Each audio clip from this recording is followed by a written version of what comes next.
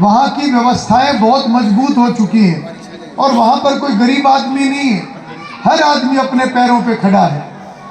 तो ऐसी कल्पना देश के माननीय प्रधानमंत्री नरेंद्र मोदी जी की भी है, क्योंकि हमारा देश 1000 साल तक गुलाम रहा, 1000 साल तक। और क्यों गुलाम रहा, अगर मैं देसी शब्दों में कहूँ, जो ये चौधरी आपस में लड़े ना चौधरी आपस में, उनकी मुच्छों की लड़ाई हो जाए, इस मुछ का कोई अर्थ नहीं होता। जब गरीब आदमी के लिए काम करना है, समाज की सेवा करनी है, तो पहले समाज की सेवा करनी है। आज अगर हम सत्ता में हैं तो चौधर करने के लिए नहीं है, हम सेवा करने के लिए हैं। देश के प्रधानमंत्री अपने आप को कार्यकर्ता कहते हैं, मुख्यमंत्री भी अपने आप को कार्यकर्ता कहते हैं, कोई अपने आप को नेता नहीं कहता। हालांकि नरेंद्र मोदी जी आज दुनिया के सबसे ताकतवर नेता हैं, मगर वो भी जब संबोधन करते हैं तो कहते हैं मैं एक कार्यकर्ता हूं। यह भावना आज की राजनीति का, सत्ता का जो अर्थ है, उसको बदलने का काम आज की वर्तमान सरकार ने और हमारे प्रधानमंत्री जी ने किया है। और मुझसे जब ये लोग पूछते हैं कि विधायक जी इतना विकास का काम कैसे हो रहा है, इतनी योजनाएं कैसे बनाई जा रही हैं, और योजनाएं बनाकर गांव-गांव में जाने लग रहे हैं कि जिसको योजना का लाभ नहीं मिला, योजना का लाभ ले लो, ये इतना पैसा कहां से आ रहा है सरकार के पास, क्या मूल मंत्र आपकी सरकार का। तो हम उनको बताते हैं कि हमारी सरकार का कोई विशेष मूल मंत्र नहीं है, मूल मंत्र वही है जो सभी का होना चाहिए। आज तक जितनी सरकारें रही उनका भी वही मूल मंत्र होना चाहिए था। क्या मूल मंत्र है? सबसे पहले देश और उसके बाद समाज, समाज के लिए विकास और समाज के गरीब आदमी की सेवा, समाज के हर वर्ग की सेवा, यह सरकार का मूल मंत्र होना चाहिए जो आज की वर्तमान सरकार का है। और जब सरकार ईमानदारी से काम कर रही है, जब नरेंद्र मोदी जी देश के प्रधानमंत्री बने थे तो उन्होंने कहा था कि अगर उनको देश ने सेवा करने का मौका दिया तो ना खाएंगे ना खाने देंगे, और उन्होंने इसको सिद्ध करके दिखाया है। नरेंद्र मोदी जी जब से देश के प्रधानमंत्री बने तब से हमने एक बहुत बड़ा बदलाव देखा है, और तब से हमने ये देखा है कि जो हमारी सरकार आने से पहले बड़े बड़े घोटालों का जिक्र हुआ करता था, बड़े बड़े, रमेश बरागी जी जैसे नहीं, ये तो एक कुर्सी पे ऐसे ऐसे दो आ जाए, हाँ जोन सा यहाँ ठाडा सा हो, ऐसे ठाडे ठाडे घपले होया करे थे, घोटाले होया करे थे हमारे देश में। दूसरे मुल्क हमारे देश के बारे में क्या कहते थे? बोले ये तो भ्रष्टाचारियों का देश है, ये तो बेईमानों का देश है, ये तो सांप सपेरे वालों का देश है, ऐसे मजाक उड़ाया करते थे। क्यों? क्योंकि ये पुराने अखबार उठा के देखना क्या क्या खबरें मिलेंगी। 5000 करोड़ का घोटाला, 10,000 करोड़ का, 50,000 करोड़ का, 1,00,000 करोड़ का घोटाला, ऐसे ऐसे घोटाले। और उस घोटाले का मतलब सरकारी खजाने का पैसा, एमएलए मंत्री का पैसा नहीं होता, ना अधिकारियों का पैसा होता। हम सबको, चाहे अधिकारी है, कर्मचारी है, चाहे हम विधायक हैं, चाहे कोई और है, सबको सरकार तनख्वाह देती है जब तक जो भी अपने पद पे होता है। आज मैं विधायक हूं तो मुझे भी सरकार तनख्वाह देती है, जिस दिन हट जाऊंगा तनख्वाह बंद हो जाएगी। इसी प्रकार से सबको देती है, और हमारी जिम्मेवारी है कि हम ईमानदारी से अपना काम करें, लोगों के लिए काम करें। तो घोटाले क्यों हुआ करते थे? क्यों नहीं रज रहे थे ये लोग? इतने बड़े बड़े घोटाले, 50,000 करोड़ का घोटाला, एक घोटाला 50,000 करोड़ का, या जितने स्कूल में कमरे हैं सारे अगर नोटों से भर दो तो भी कमरे कम रह जाएंगे, इतने बड़े बड़े घोटाले करा करते थे। और वो पैसा पब्लिक का पैसा था, हम सब का पैसा था, हमारी खून पसीने की कमाई का पैसा है जो सरकारी खजाने में जाता है। और मैं याद दिलाऊंगा आप सबको, बहुत लोगों ने सुना भी होगा वो बयान। 1980 के दशक में हमारे देश के प्रधानमंत्री हुआ करते थे श्री राजीव गांधी जी। बहुत अच्छा बयान दिया था उन्होंने, और इस बयान की सारी दुनिया के अंदर चर्चा हुई थी।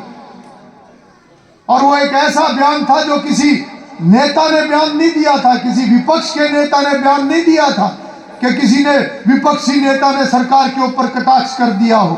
एक जिम्मेवार देश के प्रधानमंत्री ने बयान दिया था। क्या कहा था कि सरकारी खजाने से जब पैसा चलता है, 100 पैसा चलता है तो लोगों के पास जब पहुंचता है तो 15 पैसे रह जाते हैं, 85 पैसे रास्ते में खुर्द बुर्द हो जाते हैं, भ्रष्टाचार की भेंट चढ़ जाते हैं। सरकारें तो बहुत उसके बाद भी आई, क्यों उन सरकारों ने ध्यान नहीं दिया? उन सरकारों ने भी ध्यान नहीं दिया जिनके नेता ने यह बयान दिया था। सबसे ज्यादा घोटाले उन लोगों ने करे। और जब से नरेंद्र मोदी जी प्रधानमंत्री बने, वास्तव में उन्होंने उस बात को सिद्ध कर दिया, ना खाऊंगा ना खाने दूंगा।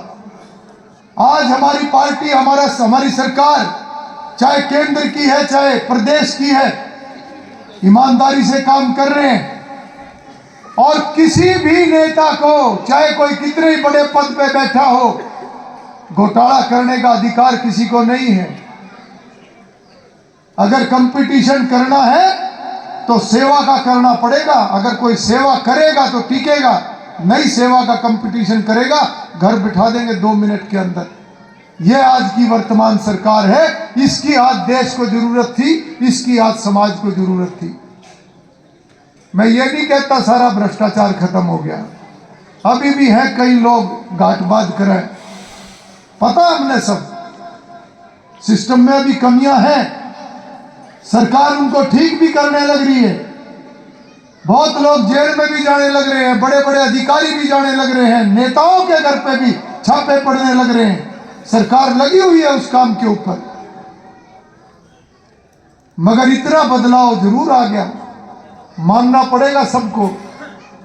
पहले तो ऐसे देखा करते थे, हम सुना करते थे लोगों से, फलाने दफ्तर में गया था और फलाने अफसर ने ये कह दिया, दर्दे यहाँ ऊपर भी पहुंचाने हैं, जिन तेरा काम होगा दर्दे मेज पे। सुनी होगी आप लोगों ने भी। आज मोदी जी की सरकार में, आज मनोहर लाल जी की सरकार में, किसी नेता में, किसी अधिकारी में यह दम नहीं कि आए हुए अपने दफ्तर में किसी को न्यू कह दे दर्दे मेज पे ऊपर पहुंचाने। किसी में दम नहीं। और क्यों दम नहीं? ऊपर कोई लेने वाला नहीं है। यह ईमानदारी है आज की वर्तमान सरकार की। और नीचे वाला तो भाई जब ठीक होगा तो ही जाओगा, काम होने लग रहा। अगर आप लोगों का आशीर्वाद रहा तो सुधार तो यूं ही चलता रहेगा। ये विपक्ष के लोग मजाक उड़ाते हैं, कई बार सुना होगा बयान आप लोगों ने भी। क्या कहते हैं? लोगों पे कागज ठुआ दिए, कहानी ऑनलाइन कर दिया, कंप्यूटर चलाना किसी ने आंदा नहीं। और क्या कहते हैं? बोले पोर्टल की सरकार है। बोले पोर्टल और ई टेंडर। सरपंच साहब, ई टेंडर की भी कम है, कम है। पुराने नए कहीं बैठे। अब ये जो ई टेंडर है, ये जो पोर्टल है, ये जो ऑनलाइन सेवा है, इसका मतलब क्या है? धीरे धीरे सुधार होने लग रहा है। और विपक्ष वाले जब इसका विरोध करते हैं तो उनकी मंशा समझ लो क्या मंशा है। ये सारे पक्के खाल बनाने लग रही सरकार, पक्के खाल। हम सब गांव के रहने वाले हैं, चाहे कोई किसान है, चाहे कोई मजदूर है, कोई चाहे दुकान खोल रहा है, सब गांव के रहने वाले हैं। और गांवों में हमारे लग रहे ट्यूबवेल, लग रहे कि नहीं ट्यूबवेल? ट्यूबवेल का पानी जब खेत में पहुंचाना हो तो खाल के माध्यम से जाऊंगा, सीधा तो जानता नहीं, खाल के माध्यम से जाऊंगा। और खाल अगर पक्का होगा तो पूरा पानी जाऊंगा कि नहीं जाऊंगा खेत में, और कच्चा होगा तो नाके टूटेंगे कि नहीं टूटेंगे। तो ये जो ऑनलाइन है, ये जो ई टेंडर है, ये जो पोर्टल है, ये सरकार के खजाने के पैसे के पक्के खाल बनने लग रही है। समझ लेना कि जो बात राजीव गांधी जी ने कही थी कि 100 पैसे चलते हैं 15 पहुंचते हैं, क्यों पहुंचते हैं 15? 100 के 100 क्यों नहीं पहुंचते? आज खाते में पेंशन आती है कि नहीं आती है? खाते में फसल का पैसा आता है कि नहीं आता है? खाते के अंदर किसान सम्मान निधि आती है कि नहीं आती है? और कोई सरकार की योजना का लाभ है सीधा खाते में पैसा आता है कि नहीं आता है? ये बदलाव है मोदी जी की सरकार में, और ये बदलाव और ये सुधार ये लगातार चलता रहेगा। और यही कारण है कि 20-20 साल से जहां भारतीय जनता पार्टी की सरकार है, लोग पहले से भी ज्यादा वोट देकर आज दोबारा सरकारों को बनाने का काम कर रहे हैं, क्योंकि सरकार आज समाज के लिए काम कर रही है। मोदी जी की ईमानदारी 25 साल से सत्ता में है, शायद 26-27 साल हो गए होंगे। 4 बार गुजरात के मुख्यमंत्री रहे, 2 बार से देश के प्रधानमंत्री हैं, दुनिया के सबसे लोकप्रिय नेता हैं, सबसे ताकतवर नेता हैं। गुजरात की फोटो उठा के देखो, उनका घर देख के आना, वही है जब हम मुख्यमंत्री थे उससे पहले का जो है, आज भी वही घर। ये है ईमानदारी। हरियाणा में क्या रिवाज था?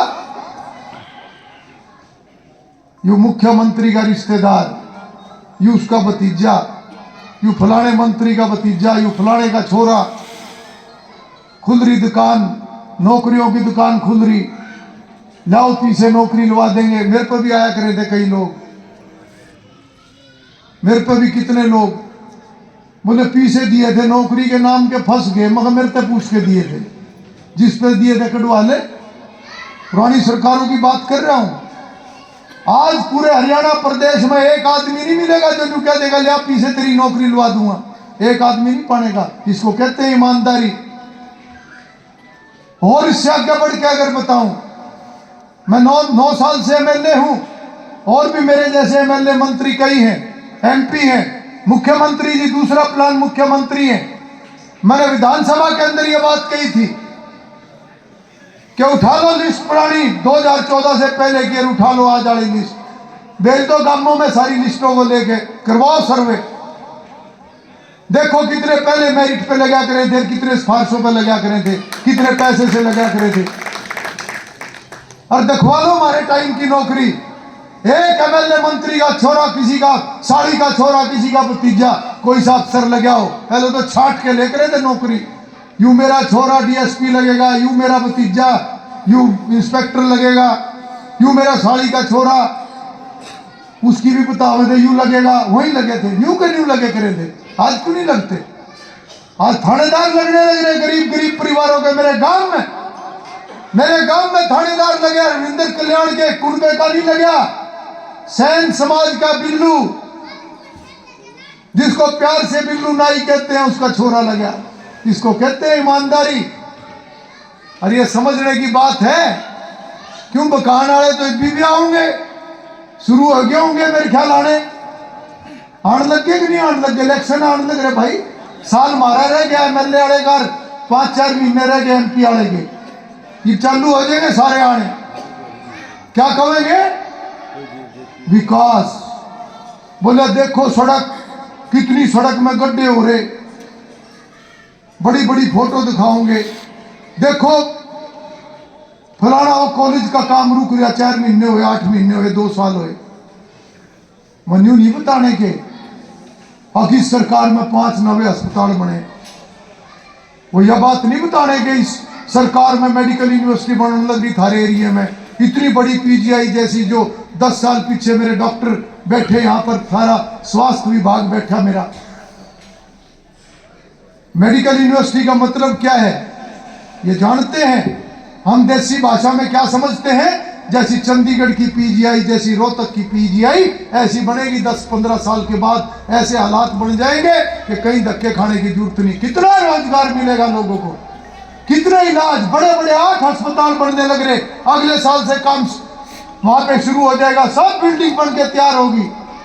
थोड़ा सा काम रहेगा अगले साल शुरू कर देंगे, थोड़ा थोड़ा करके हर साल बढ़ता चला जाएगा। 1000 करोड़ रुपया लगा पहले चरण में, 2000 करोड़ और लगेगा अगले 5 साल में, 10 साल में, 15 साल में। इसको कहते हैं काम। और वो ये भी नहीं बताने के कि भारत की दूसरी एनसीसी एकेडमी थारे ग्रोंडे में पढ़ने लग रही, बताने के नहीं। मनु भी नहीं बताने के कि इस सरकार में 70 नवी सड़क बनी, 40 नवे पुल बने, बताने के नहीं। बस बखान वास्ता आ जाएंगे, गड्ढे देख लो, फलाना देख लो। अरे हम क्या करें? कोरोना है क्या हम ले आए कोरोना? या कत्तकाली आई थी, उस टाइम का कोई सरपंच ले आया था उस कत्तकाली में? या उस टाइम में जो ये अंग्रेज थे कौन ले आया था? आएगी बीमारी? हमने सुनी, हमने अपने बुजुर्गों से सुनी। कत्तकाली में एक ने फूका हुआ था, अगला तैयार पावे था, वही कोरोना वैसी कत्तकाली आएगी। ये कि हमारे बस की बात थी? अमेरिका भर का देश बैठ गया, इंग्लैंड बैठ गया, सारे देश बैठ गए, हमारा भी बैठा 2 साल और 2-2.5 साल सारे के सारे काम रुक गए। सरकार का सारा पैसा अस्पतालों में चला गया, लोगों को बचाने के लिए चला गया, रुक गए काम। हो जाएंगे, क्या बात होगी? साल 2 साल गड्ढे में चल पड़ेंगे, क्या पता है कि कच्चे में ही चले सारी जिंदगी, गारे में नहीं चले। आज भी गारे में चला है, जमुना में बाढ़ जब आई थी हम गारे में नहीं खड़े रहे 1 महीना, क्या किसी क्या हमारा कुछ नहीं बिगड़ा, हम गांव आ रहे हैं। हम बकाया में नहीं आने के, ये पुराना टाइम था जब बकाया करे थे। दे दो वोट, थारा कर्जा माफ कर देंगे, दे दो वोट, थारी बिजली माफ कर देंगे। किसने करी? मेरे बुजुर्ग बैठे हैं। उस टाइम तो ऐसे भी हालात हो गए थे कि लोगों ने तोड़ तोड़ में जहां कर्जा फंसा था का कर्जा ले लिया, लोन ले लिया, बोले यार सरकार आओगी माफ करेंगे, और कर्जा चढ़ा लिया। सरकार बना ली, बोले 7 पीढ़ी का इंतजाम कर देंगे, अपनी 7 पीढ़ी का इंतजाम कर दी, हम फिर धक्के खांदे। मगर आज की सरकार समाज के लिए सोच रही है, ये छोटी बात नहीं है। ये जागरूकता हमारे अंदर आनी चाहिए, कौन कौन काम करने वाले हैं और कौन लारा देने वाले हैं, कौन बकाने वाले हैं। हमारे हरियाणा प्रदेश के एक बहुत बड़े नेता थे, नाम नहीं लूंगा, बहुत बड़े नेता थे। एक बार उन्होंने एक भाषण में कहा था, बोले हमारे जो गांवों के लोग हैं ये समझाने बहुत मुश्किल है। बोले समझाते रहो, मुश्किल समझे, बकाने बहुत आसान है। तो पुरानी सरकारों का काम चल गया, उनका बकाने बुकूने का, वो वोट वाट लेके चले जाओ। तो मैं घरुंडा घरांडा कुछ नहीं दिखे था उन्हें, जमुना के ढांगे गांव कोई नहीं दिखे थे। 14 स्कूल 12वीं के करवाए तो हमने करवाए। 18 गांव ऐसे थे जब मैं विधायक बना। मैं मुख्यमंत्री मनोहर लाल जी का आभार व्यक्त करता हूं आप सबकी तरफ से। 18 गांव ऐसे थे जो सारे के सारे कच्चे थे, 80% से लेकर 100% तक, और देश को आजाद हुए कितने साल हो गए। आज उन गांवों में जाके देखो कितना काम हुआ। आज लड़कियों का कॉलेज बना है, ITI बनी है, सब डिवीजन बना है, DSP बैठते हैं, SDM बैठते हैं।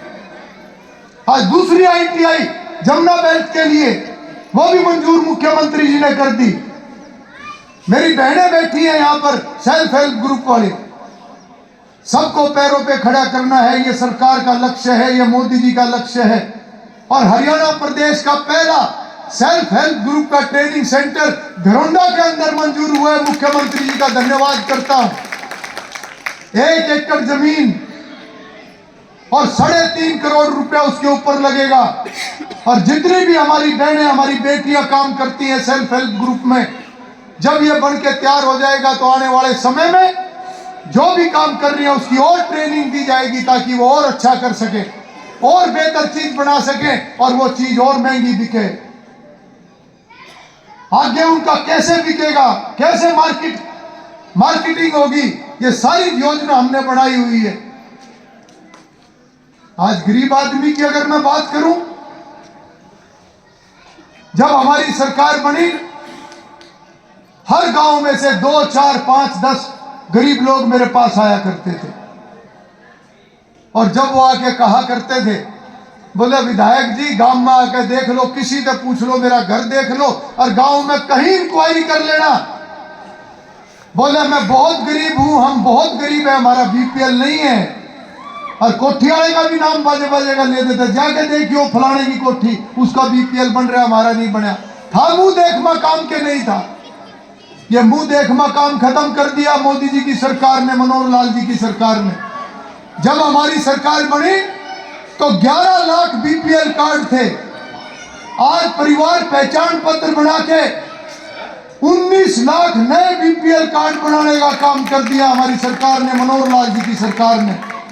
और कितनी बड़ी बात कही, बहुत बड़ी बात कही। क्या कहा कि गरीब किसी एक बिरादरी में पैदा तो हो गया होगा, मगर गरीब को हम बिरादरियों में नहीं बांट सकते। गरीब अपने आप में एक बिरादरी है, गरीब अपने आप में एक मजहब है, और हमें हर गरीब के लिए काम करना है।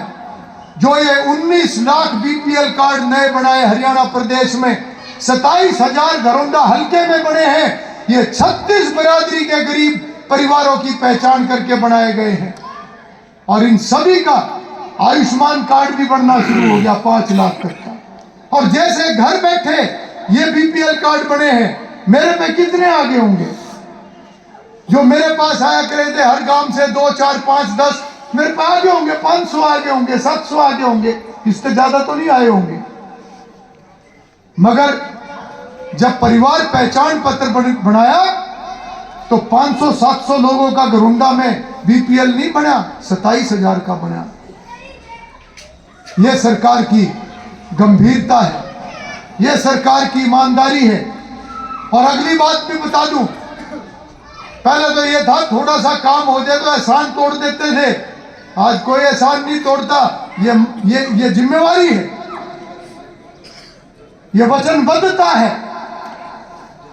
देश कैसे अपने पैरों पर खड़ा होगा? जब हर आदमी अपने पैरों पर खड़ा होगा, हर गरीब अपने पैरों पर खड़ा होगा। जिम्मेदार कितनी तरक्की कर ले, जब तक मजदूर का भला नहीं होगा जिम्मेदार का नहीं होगा, और जिम्मेदार का भला नहीं होगा तो मजदूर का भी नहीं होगा। आज हर वर्ग के लिए योजनाएं सरकार बनाने लग रही है, और जब सरकार कोई भलाई का काम करती है तो ये विपक्ष के लोगों को भड़काने का काम करते हैं ताकि सरकार अच्छा काम ना कर सके। इसलिए आप सभी को जागरूक होने की जरूरत है, और आज का समाज बहुत जागरूक है। हरसिंहपुरा गांव के अंदर जब हमारी सरकार बनी तो 29 बीपीएल कार्ड थे। आज परिवार पहचान पत्र बनने के बाद 397 बीपीएल कार्ड हो गए। पहले कितने थे? 29, अब कितने हैं? 397, और 36 बिरादरी के बने होंगे, यह सबसे बड़ी बात है। 368 नए बीपीएल कार्ड बने हैं। मगर मैं आप सबको यह कहना चाहता हूं कि निर्मला बहन जी कह रही थी ये मोदी जी की गारंटी वाली गाड़ी है, असलियत में मोदी जी की गारंटी वाली गाड़ी है।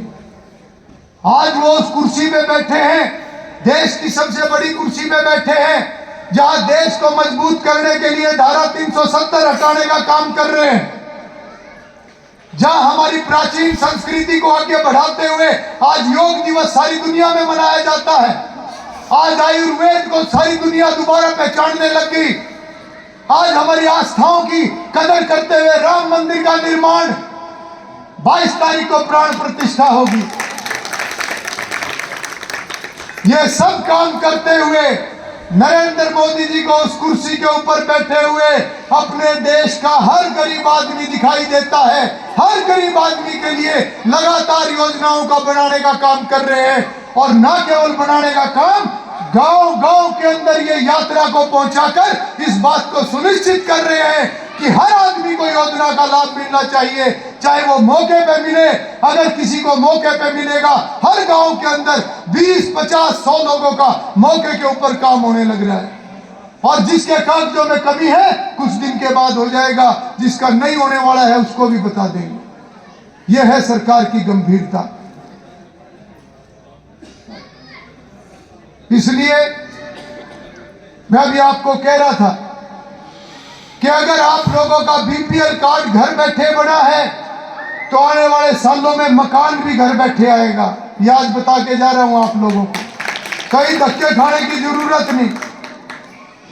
क्योंकि पूरे हरियाणा प्रदेश में अगर 19 लाख बीपीएल कार्ड बने हैं तो 4 दिन पहले बैठक में मुख्यमंत्री जी बता रहे थे कि जिस तरीके से मकानों की डिमांड पूरे हरियाणा प्रदेश में 19 लाख में से कम 4 से 5 लाख नए मकान सरकार को बनाकर देने पड़ेंगे। ये एक दिन में नहीं होगा। इसके लिए सरकार की योजना है, मुख्यमंत्री मनोहर लाल जी की योजना है कि जिसका जितना खराब मकान है या जिसकी जितनी कम आमदन है नीचे से शुरू करेंगे और अगले 4-5 सालों के अंदर हर साल थोड़ा थोड़ा करके हर उस व्यक्ति को नया मकान सरकार बना के देगी जिनके मकान कड़ियों वाले हैं या कच्चे हैं। फिर भी अगर किसी को ज्यादा दिक्कत है तो 80,000 रुपए सरकार रिपेयर के लिए दे रही है। वो आप लोगों ने देखना है कि रिपेयर का 80,000 लेना है तो फिर नया नहीं मिलेगा कई साल, और अगर गुंजाइश है तो आराम से निश्चिंत होकर बैठ जाना। रिपेयर करवाना है तो अर्जी दे देना, रिपेयर के पैसे अगले बजट के अंदर सरकार भेजने का काम करेगी। और सरकार जो कहती है वो करती है। इसीलिए गारंटी की बात निर्मला बरागी जी कह रही थी।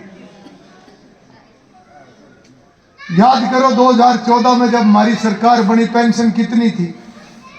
सरपंच साहब कितनी पेंशन थी जब सरकार बनी हमारी? कम थी ना, 1000 थी। 10 साल हमारे से पहले सरकार रही, किसकी थी पुरानी सरकार? हमारे से पहले किसकी थी? कांग्रेस की थी। 10 साल में कितनी पेंशन बढ़ाई? 500 रुपए 10 साल में। उसमें से ज्यादा कद बढ़ाई इलेक्शन के नजदीक आके धक्का सा मारा था। और हमारी सरकार ने हर साल 250 रुपए बढ़ाने का काम करा। आज कितनी पेंशन है? बढ़ाई कितनी? 9 साल में बढ़ाई 2000, उन्होंने बढ़ाई 10 साल में 500 रुपए। फर्क देख लो। और आज क्या कह रहे? बोले सरकार आ जाएगी तो इतनी बढ़ा देंगे, इतनी बिजली माफ कर देंगे। जिब क्यों नहीं बिजली माफ कर दी थी? जिब थारी 10 साल सरकार थी कोई कोयला भी नहीं देवे था थरता, पावर हाउस लान के थरता पीछे नहीं थे, गांवों में बिजली आवे नहीं थी। गड़ी भरोल का बुजुर्ग मेरे को कह रहे, एक दिन दुख सुख में बैठा था, बिजली की बात होगी, बोले विधायक जी बड़ा भारी फर्क पड़ गया। बोले हमारे आपकी सरकार आने से पहले हालत ये थी कि नंगे तार के भी हाथ लग जाए तो खाज सी होवे थी, करंट नहीं लगे था। ये हालत थी बिजली की इनके टाइम। आज इनको है हम बिजली इतनी फ्री कर देंगे, फलाना कर देंगे। ये तो हमारी वाली सरकार जी सस्ता करने लगी, आने वाले टाइम में हम ही नहीं करेंगे यू काम। ये क्या ना करेंगे? अरे हमने अगर सरकार की व्यवस्था को मजबूत करा है तो लाभ हम ही देंगे, ये क्यों कर देंगे? हमारी कमाई पर ये राजनीति करेंगे। हम दिन रात तपस्या करें, 18 घंटे काम करें नरेंद्र मोदी, 18 घंटे काम करें मनोहर लाल जी, हम फिर सारा दिन धक्के खाते। ये खड़ी सारी मोदी जी की टीम, सारे अफसर अधिकारी कर्मचारी, और फायदा इसका ये उठाओगे। यू फर्क समझना पड़ेगा कि नहीं पड़ेगा? समझना पड़ेगा कि नहीं पड़ेगा? समझना पड़ेगा। और योजनाएं बहुत सारी बन गई, मैं सारों का जिक्र नहीं करूंगा, एक योजना बता के अपनी बात समाप्त करूंगा। एक तो जितने 1,80,000 से नीचे वाले परिवार हैं जिनका बीपीएल बन गया नवा पुराना, सब बेटियों की पढ़ाई 12वीं के बाद जहां तक वो कॉलेज में पढ़े सरकार देगी अगले सेशन से। और 1,80,000 से 3 लाख के बीच में जितने परिवार हैं वहां उन परिवारों की बेटियों की आधी फीस सरकार देगी।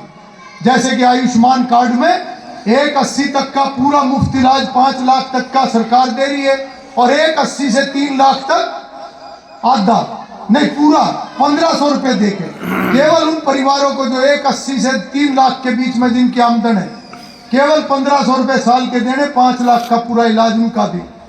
और इसी तरीके से एक दयालु योजना बनाई है। किसी गरीब परिवार का कोई सदस्य भगवान को प्यारा हो जाए तो हिल जाता है पूरा गरीब परिवार। सरकार ने योजना बनाई दयालु योजना। अगर किसी गरीब परिवार का कोई सदस्य भगवान को प्यारा हो जाए, भगवान ना करे ऐसा समय आए पर कुदरत की व्यवस्था है, तो सरकार 1 लाख से 5 लाख तक का सहारा उस परिवार को लगाएगी।